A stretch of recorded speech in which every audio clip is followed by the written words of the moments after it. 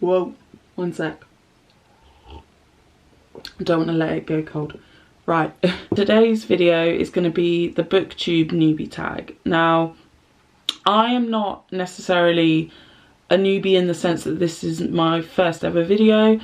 I'm just new to Booktube, or let's say returning to Booktube. I'll explain a little bit more later, but let's just answer the questions. Let's keep it moving. So question number 1, why did you start this channel?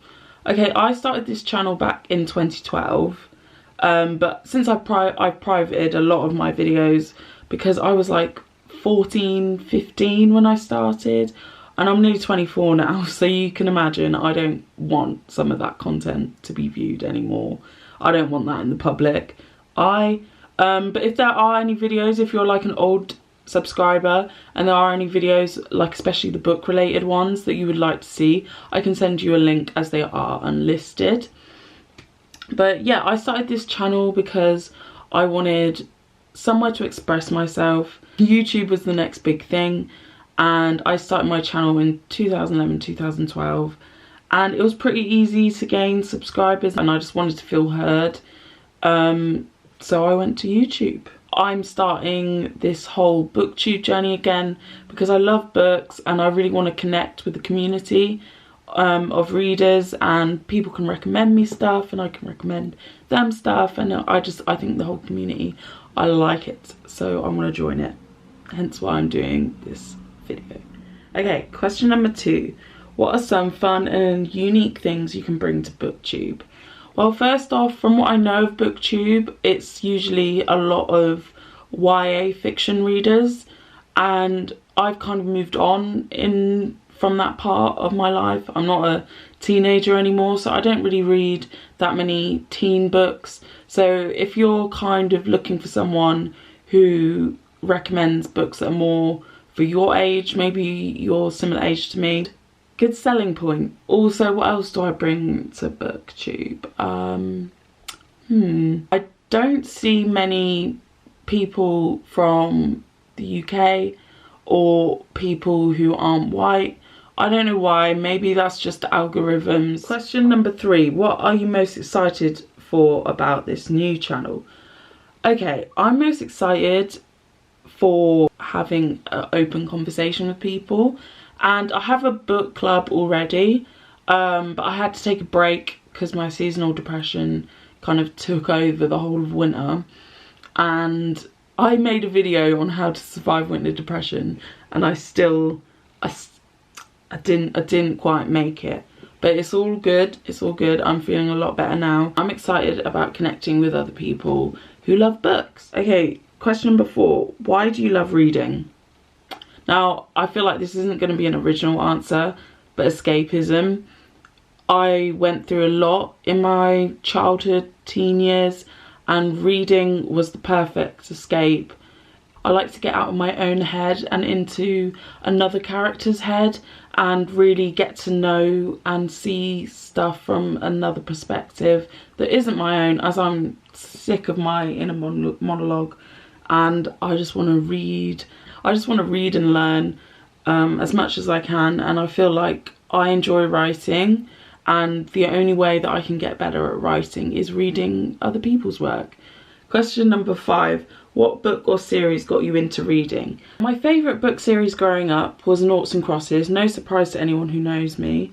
Noughts were the white people, crosses are the black people, and the black people have more power systematically throughout this world. It's almost like Africa colonised the rest of the world, and they have these warped views of Noughts, which is Callum, and then you have Sephi from a cross family. Sephi and Callum, oh, my heart. And it's about them being childhood friends. I don't want to spoil it too much, but it is kind of like a Romeo and Juliet love story. The whole series is really good. I think there's, from memory, there's Noughts and Crosses, Knife's Edge, Checkmate, Double Cross, and then a new one that I haven't read it yet, guys, is Crossfire. And yeah, if you want me to do a whole review of the series, read along with Crossfire and maybe talk about the BBC adaptation, as there was a BBC adaptation of Noughts and Crosses. But yeah, that was my favourite series growing up, and I was like, yeah, this I like. Reading, I like you. Question number 6. What questions would you ask your favourite booktubers? I'm really looking for new booktubers, as I feel like a lot of the ones that I've watched, like the OGs, they read so fast, and I have dyslexia, which means I read books at a slower pace. And when I follow someone who reads like 40 books a month, I'm like, obviously I want all their opinions on them, and I want to know what they think, if I like their usual angle.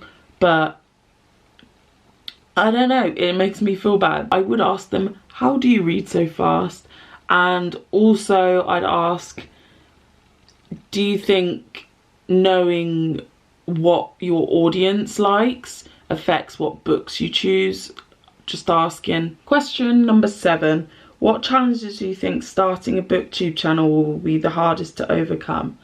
I think the hardest thing to overcome would probably be the judgment that I might receive from people who watch this. I feel like if there's too many people judging the way I talk, or maybe how I articulate myself talking about certain books, maybe I'm not reading the right books, I don't know.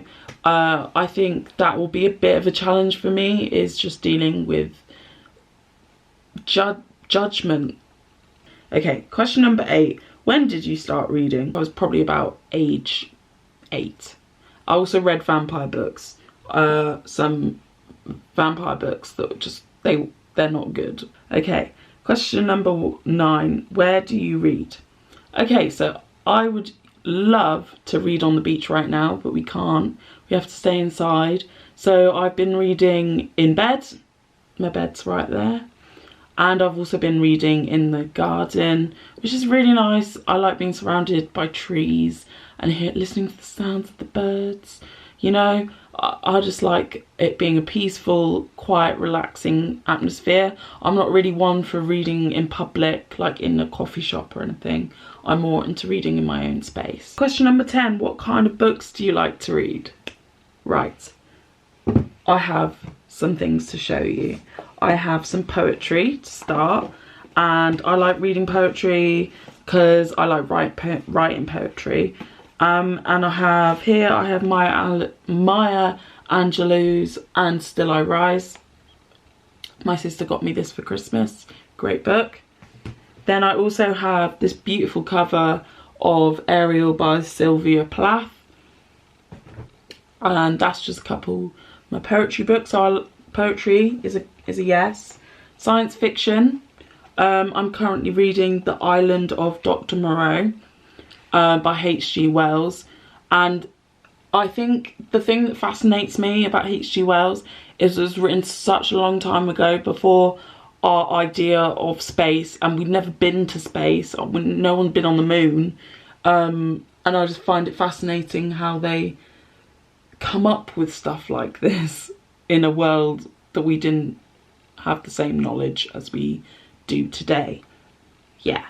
I also like to read thrillers. I don't have the copies on me. Anything by Gillian Flynn. So Sharp Objects, Dark Places, Gone Girl, top mwah, Chef's Kiss. Also, I like reading about cults. I don't know why. I have a habit of reading books about cults, and one of the ones that I did enjoy was called The Girls by Emma Klein.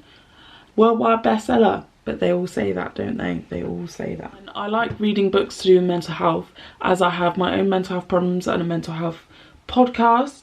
So I read a lot of mental health memoirs, therapy books, scientific psychology books. Some of my favourites are this graphic memoir by Ellen Forney, Marbles. I've probably talked about it on an old video, and it's all about the relationship between mental illness and art, really, being creative. So it's mania, depression, Michelangelo and me. So the link between creativity and mental illness. Talks about Vincent van Gogh, talks about modern artists, Sylvia Plath, the list goes on, of bipolar authors, creatives. And this artwork is, when I try and explain bipolar to someone, I quite often show them images from this book. I'll have one of my favourite ones here. I like that. I like that illustration. I feel like that explains a lot. What else we got? We got some non-fiction. I liked John Ronson. He's a journalist and he's pretty famous for The Men Who Stare at Goats, but this is The Psychopath Test, which just looks into psychopaths and the idea behind it and interviews different people. And yeah, what else can I say? It's quite funny. That's all the books that I'm going to mention for today. But yeah, that's me. My name's Erin. Welcome. If you would like more book content, then please give this video a like, subscribe, and I will see you soon. I don't know why I bowed then, but okay. Bye.